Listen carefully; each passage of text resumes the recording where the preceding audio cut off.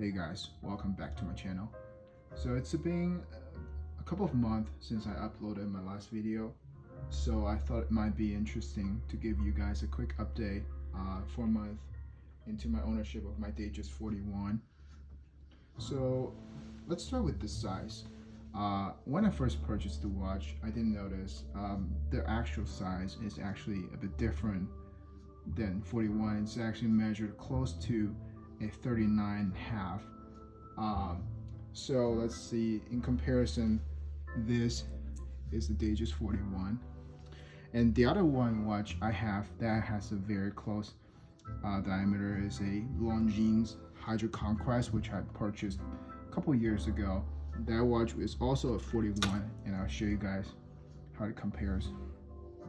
So as you can tell, the Datejust41 is actually measured 39.5, and you can clearly see the difference when you line these two up and compare the size. So yeah, it's actually a bit smaller than the name claimed to be, but which is fine, I think, for a dress watch. I think 39.5 is even a bit too large for a classic look. Honestly, one thing, when I purchased the watch, I had it on my hand, and while I looked at it at the dealer, I thought it was good looking, but after a while I actually wish I made a purchase rather than the 41. I should have gone with the 36 for a more classier look. Yeah, honestly, I really wish they have a size that's like 38, because that would be perfect. But yeah, so far I'm loving it. It's just ever so slightly larger than I would want it to be.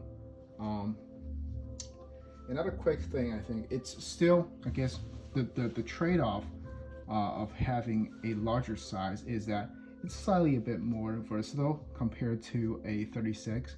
So I think while a 36 will always most likely be considered a dress watch, 41 you can really pull it off with a more casual look.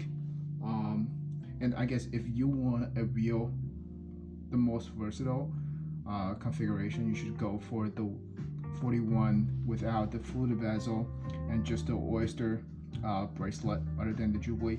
But I really actually love the Jubilee bracelet. After a couple few months, I think it's actually quite a comfortable bracelet. It fits your wrist really nicely, and it hides scratches really nicely as well. The only complaint I have is with the clasp.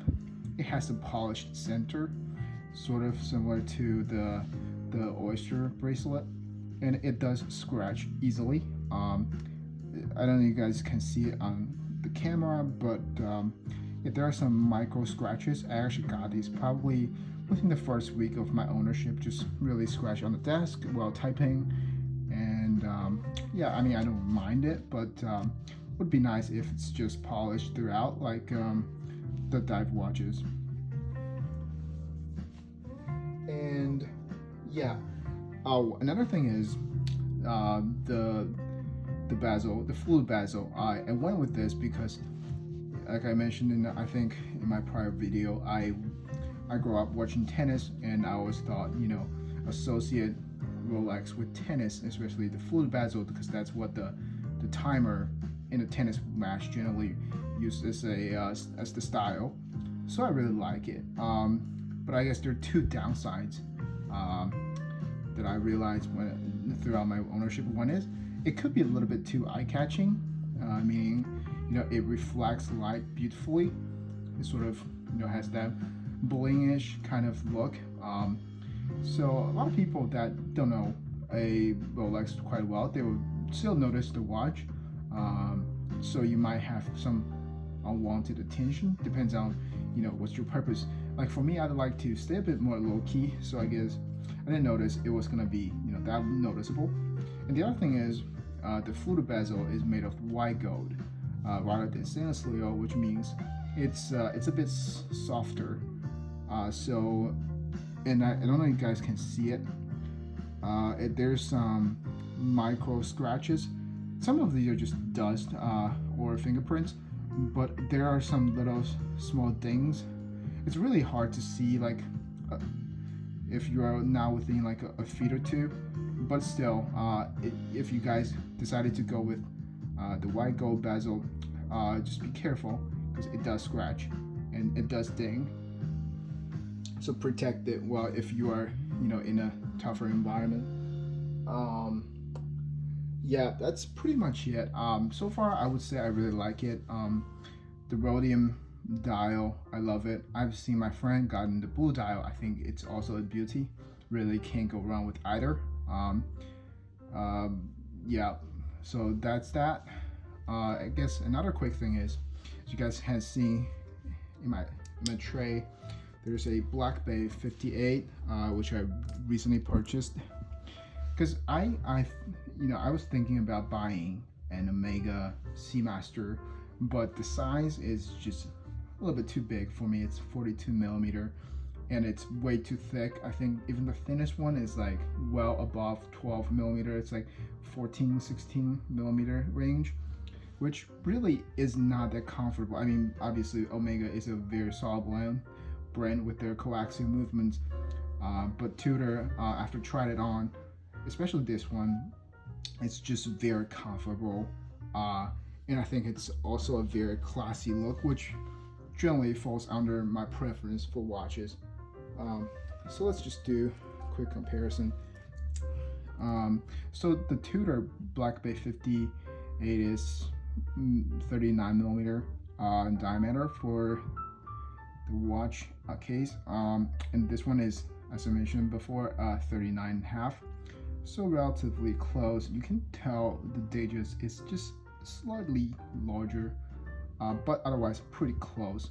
Let me just put this one on and show you guys how it actually wears like.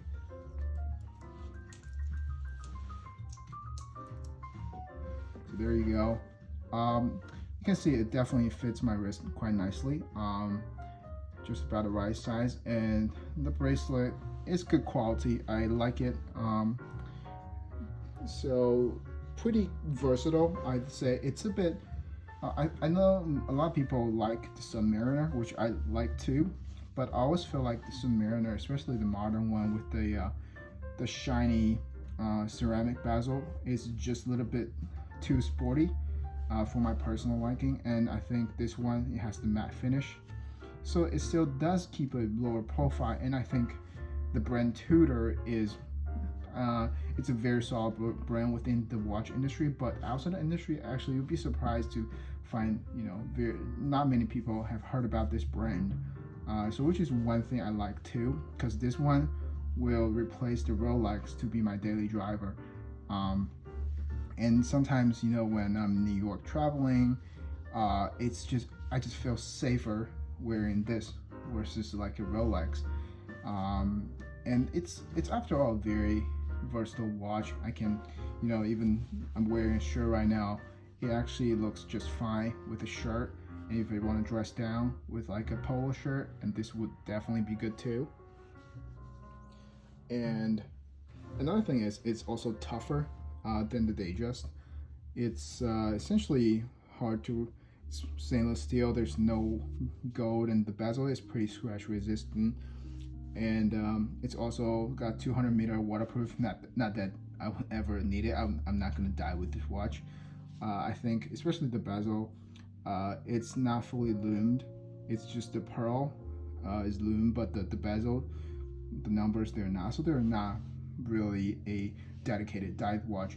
More of a classic watch with a diver look to it. But I think most owners of dive watch, I doubt they actually take their watch to dive, especially the Rolex. I would consider more to be a kind of a fashion statement more than anything else. So, and another thing, for now I'm keeping it with the steel bracelet, but I think going forward I would most likely replace the bracelet with a leather strap. I think a lighter brown cognac or a darker brown would probably make it pop too, or even some canvas straps will probably make it work too. We'll find that out, but for now I'm keeping it. But I can definitely see the potential of this watch being combined with leather or gable straps. Yeah, so that's it. Hope you guys like this video. Obviously these two watches will probably be in my collection for a little bit.